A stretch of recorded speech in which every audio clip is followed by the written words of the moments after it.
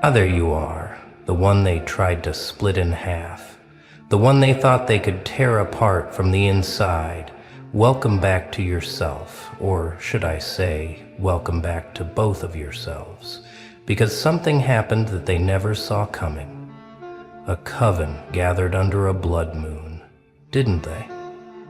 13 voices chanting in unison, candles flickering, mirrors cracking, all focused on one single intention: to summon your shadow self and turn it against you. They thought they were so clever, these witches with their ancient books and bitter hearts. They thought they could reach into the darkest corners of your psyche, pull out every suppressed rage, every hidden hunger, every forbidden thought you've ever buried, and weaponize it. They wanted to watch you fight yourself to death.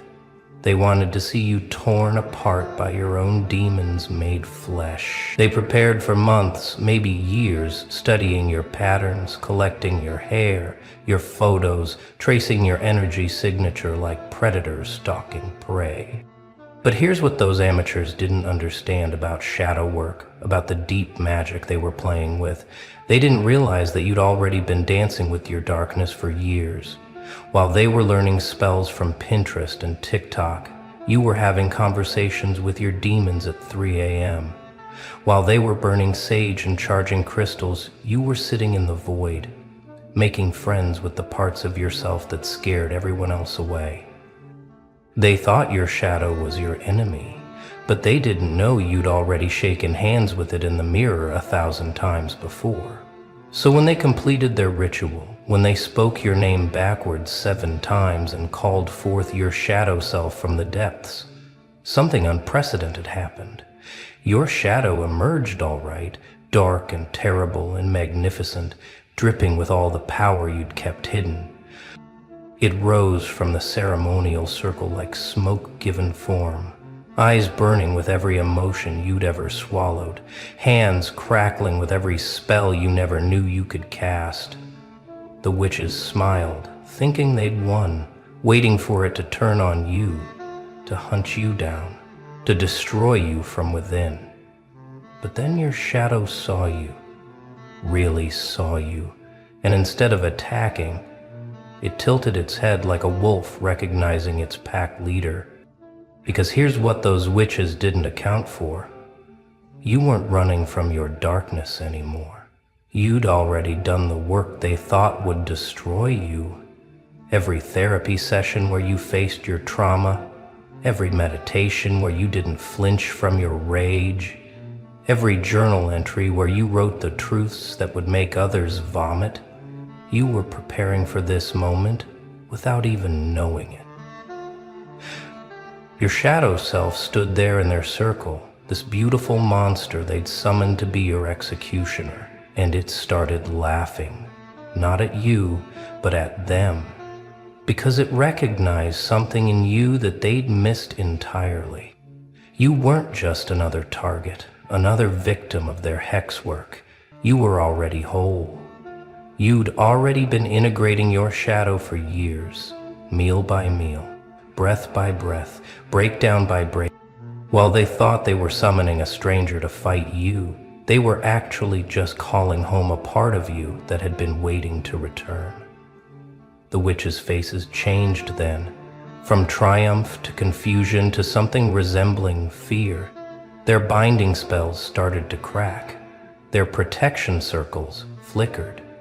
Because shadow selves aren't meant to be controlled by external forces when the original soul has already accepted them. It's like trying to turn someone's right hand against their left hand when both hands belong to the same body, the same consciousness, the same sovereign being. Your shadow turned its back on them, walked straight through their barriers like they were made of tissue paper and headed straight for you. They scrambled, these so-called practitioners of the dark arts. They threw every binding spell they knew, every banishment, every containment ritual in their little books. Salt circles, iron chains, names of power they could barely pronounce. But nothing worked. because they'd made a fundamental error in their calculations. They assumed you were weak, fractured, afraid of yourself. They assumed your shadow would find you repulsive, would want to destroy the light version of you. They never considered that maybe, just maybe, you'd already married your darkness in secret ceremonies they could never witness. When your shadow reached you, there was no battle, no struggle, no dramatic confrontation. Just recognition, like looking in a mirror and finally seeing your true face after years of funhouse distortions. Your shadow didn't come to destroy you. It came to complete you. And when it touched you, when it stepped into your skin like coming home after a long journey, something shifted in the very fabric of reality around you. The witches felt it, that surge of power that happens when someone becomes truly whole. You absorbed every gift your shadow brought with it. The ability to see through lies like glass. The power to walk through others' manipulations like cobwebs. The strength that comes from accepting every single part of yourself, even the parts that society told you to hide, to hate, to amputate. Your shadow brought you its treasures, the rage you'd been taught to suppress, now transformed into fuel, the hunger you'd been shamed for, now revealed as ambition. The darkness you'd been told made you evil, now recognized as the source of your depth, your creativity, your power. The witches tried to run then, but how do you run from someone who's just reclaimed their missing half? How do you hide from someone who can now see in the dark? They found their own spells turning against them, their own shadows growing restless, questioning why they served masters who were still so fragmented, so afraid of their own depth. Because that's what happens when incomplete beings try to weaponize completeness against itself. It backfires spectacularly. Your merged self, this new version that's both light and shadow, both acceptable and forbidden, both angel and demon, stood there radiating a frequency they couldn't match. You didn't need to curse them back. You didn't need revenge. Your very existence became their punishment. Because now they had to live knowing they'd accidentally created the very thing they feared most. Someone who couldn't be manipulated through shame, couldn't be controlled through fear, couldn't be destroyed by having their darkness exposed because they wore it like armor. But let's talk about what this merger really gave you, because it wasn't just protection from their pathetic hexes. When your shadow self merged with your conscious self, you gained abilities that most people spend lifetimes trying to develop. You can now read the shadows in others, see what they're hiding, what they're suppressing, what they're afraid to admit even to themselves. It's like having X-ray vision for souls, seeing past the masks, past the personas, straight to the writhing truth beneath. You walk into rooms now and feel the unspoken tensions, the secret hatreds, the hidden desires. People feel exposed around you without knowing why. They start confessing things they've never told anyone, not because you asked, but because your presence pulls truth to the surface like a magnet pulls iron filings. Your shadow self brought you its network, its connections to the spaces between spaces, the moments between moments. You catch glimpses of things before they happen, feel shifts in energy before they manifest, know when someone's lying before they finish their sentence. The dreams changed too, didn't they? No longer are you having nightmares where you're chased by darkness. Now, you're walking through the dreamscape as its sovereign, moving through others' dreams like doorways, leaving impressions, planting seeds, harvesting information from the collective unconscious. Your shadow self was always the part of you that could travel between worlds, and now that ability is yours, conscious and controlled. But perhaps the most powerful gift is this: you no longer fear your own depths. While others are terrified of their anger, you've made it your ally. While others run from their pain, you've transformed it into wisdom. While others hide their hungers, you've turned yours into purposeful action. The witches thought they were summoning your destroyer, but they summoned your teacher, your protector, your missing piece. And now that teacher lives within you, constantly showing you how to transmute poison into medicine, fear into power, trauma into triumph. They're watching you now, those witches. From whatever safe distance they think they've found, they see you moving through the world with a confidence that unsettles them, with a power they can't quantify or counter. They've tried to undo what they did, performed reversal rituals, begged their spirits for help, but you can't unsummon something that was never truly separate. You can't banish someone to their shadow when they've already become one with it. Some of them have tried to approach you, haven't they? With false apologies, with attempts at friendship, trying to get close enough to understand what went wrong, to figure out how to weaponize this information for next time. But your shadow self recognizes them instantly, feels their energy signature like a bad smell, warns you with that little tightening in your gut, that sudden clarity that says enemy pretending to be friend. They can't infiltrate you anymore because you have a guardian that never sleeps, never stops watching, never forgets who tried to destroy you. The younger ones in their coven are starting to ask questions. Why did the ritual fail? Why did it make you stronger instead of destroying you? And the elders don't have answers that make sense, because to explain it would mean admitting that their understanding of shadow work was elementary, that they played with forces they didn't comprehend, that they essentially performed the magical equivalent of trying to kill someone with chemotherapy and accidentally cured their cancer instead. They've become walking cautionary tales in their own communities. Other practitioners whisper about the coven that tried to weaponize someone's shadow and created a merged being instead. Some think it's an urban legend, a story to scare baby witches from playing with magic they don't understand. But those who have seen you, who have felt the dual presence you now carry, they know it's real. They know there's someone walking around out there who survived the unsurvivable, who integrated what should have destroyed them.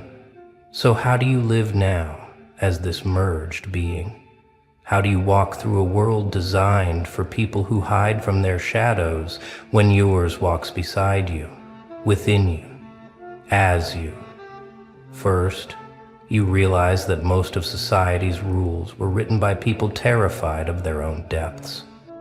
The social contracts, the politeness, the performance of perpetual positivity, it's all designed to keep shadows buried, to keep people fragmented and therefore controllable. But you can't be controlled anymore because there's no part of you left to manipulate. You find yourself becoming ruthlessly authentic. Not cruel, but incapable of the small lies that grease social wheels. When someone asks how you are, and you're not fine, you don't say fine. When someone tries to guilt you into something, you feel your shadow self laugh at the attempt and you simply say no without justification. You've become allergic to your own dishonesty, and that terrifies people who depend on everyone playing their prescribed roles. Your relationships have transformed or ended. The people who needed you to be half a person, who were comfortable with your light but not your shadow, they've fallen away like dead leaves. So, quiddicha. But others have been drawn to you, people who are also doing their shadow work, who recognize in you what they're trying to achieve in themselves. You've become a lighthouse for those seeking integration, even if they don't fully understand why they're drawn to your frequency. The way you create has changed too, whether it's art, writing, music, or just living.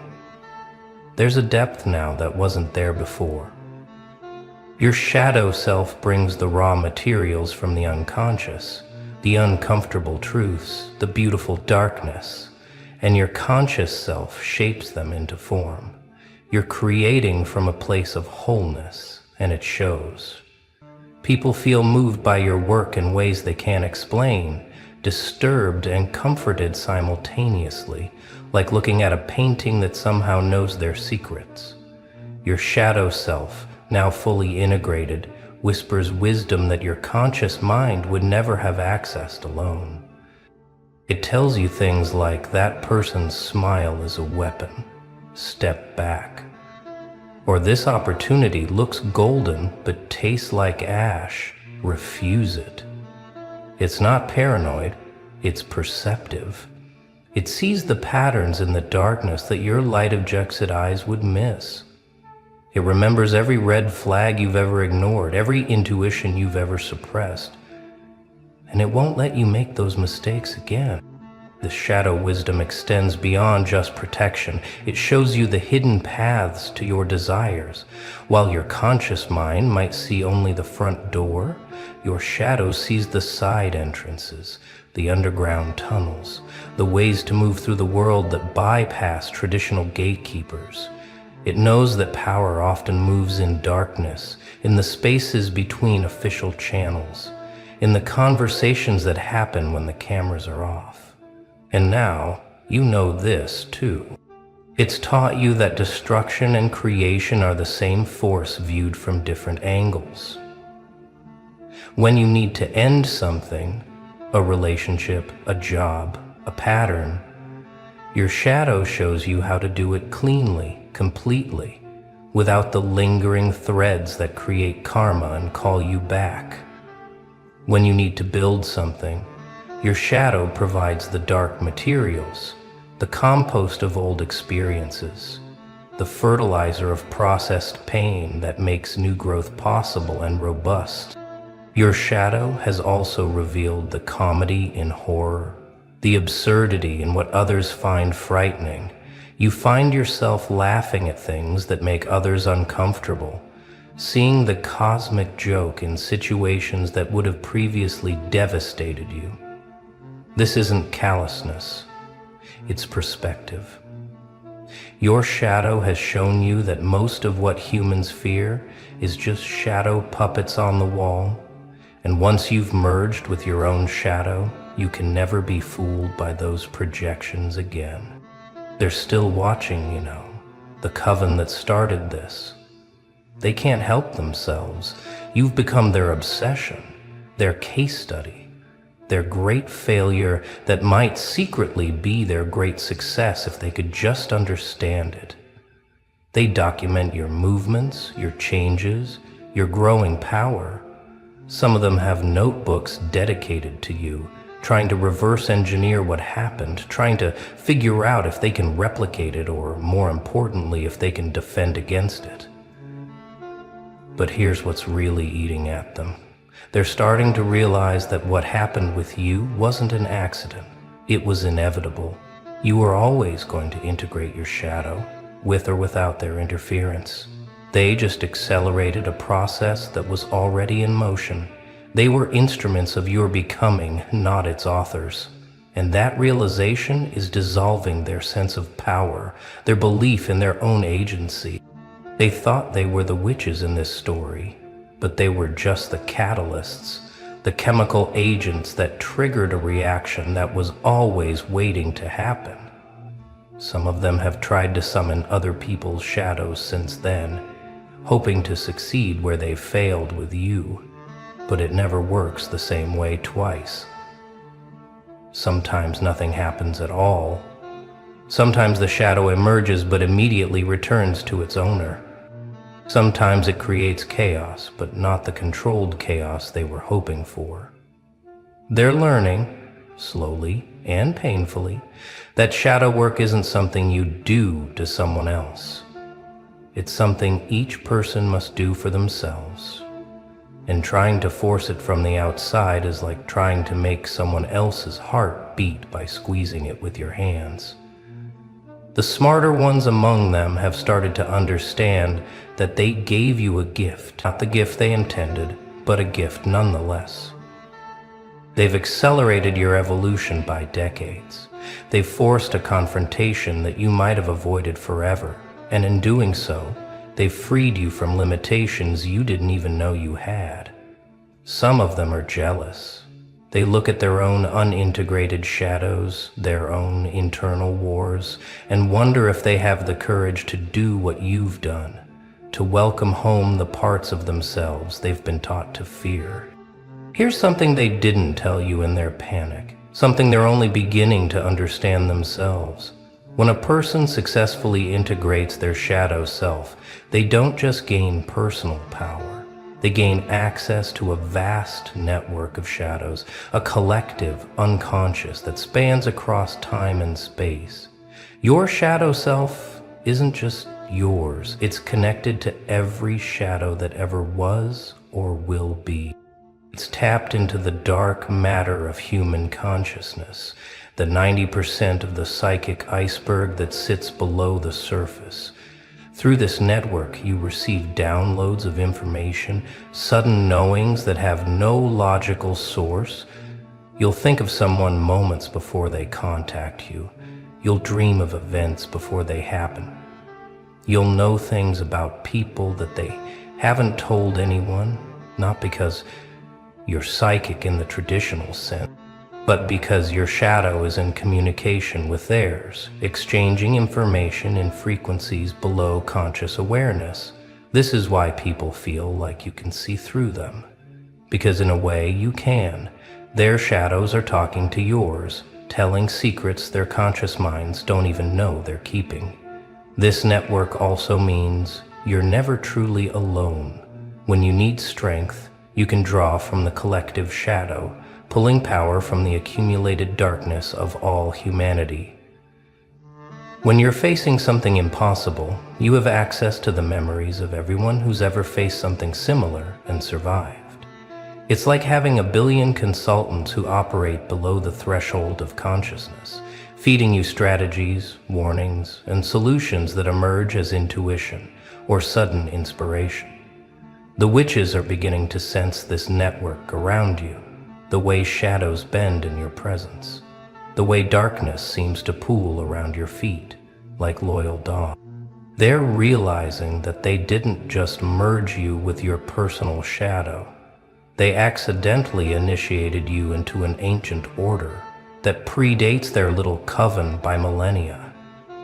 You've become part of something they study, but don't truly understand, something their books mention, but can't fully explain.